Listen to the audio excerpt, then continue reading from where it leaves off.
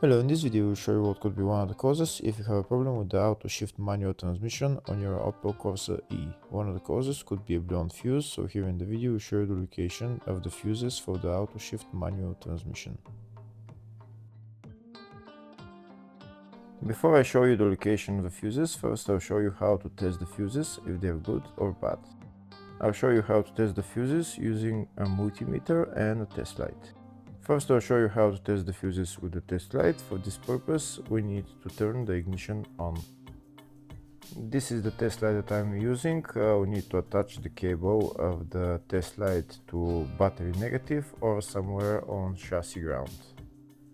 Then we're going to start testing the fuses with the test light. On the fuses there is two pins, you can see them right there before the 30 and after the 30. There's two pins where we touch them with the test light, and if both pins light up, that means the fuse is good. If only one pin lights up, that means the fuse is bad.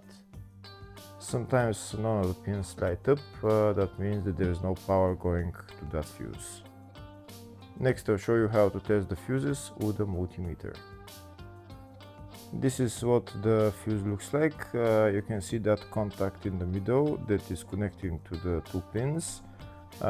This is the contact that shows if the fuse is good or bad. If the contact is burnt, that means the fuse is bad. If it's not, if it's connected, that means it's good.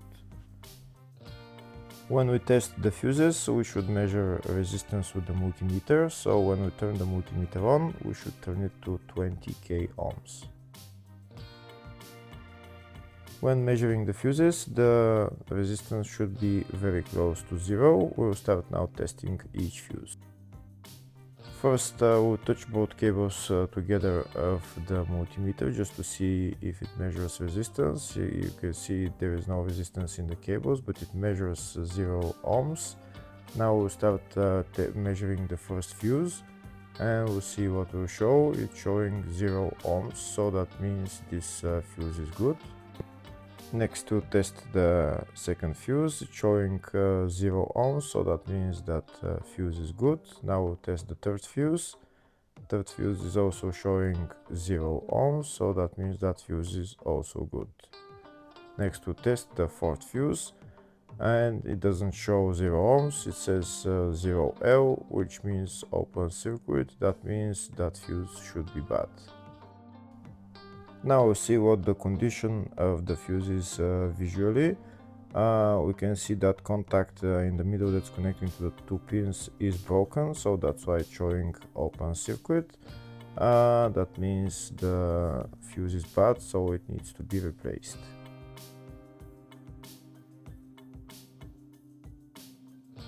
Next I'll show you the location for the fuse boxes on this Opel Corsa E. There is one main fuse box in the engine bay and one in the fascia. First I'll show you the location of the fuse box in the engine bay. It's located behind this plastic cover. That's the fuse box right there. There is also another fuse box, engine bay 2, which is on top of the battery, just on the left. And next I'll show you the location of the fuse box in the fascia. It's just behind this cover. We need to pull out this cover, and that's the fuse box in there.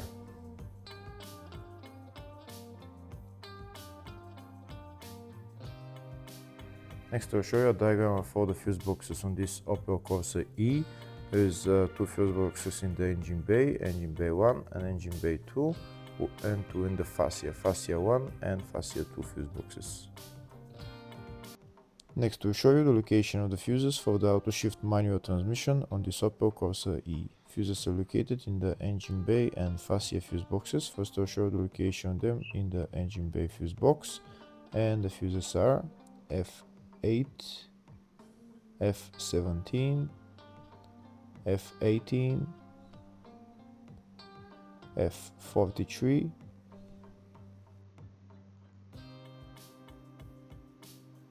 Next I'll show you the location of the fuses in the fascia fuse box, and the fuses there are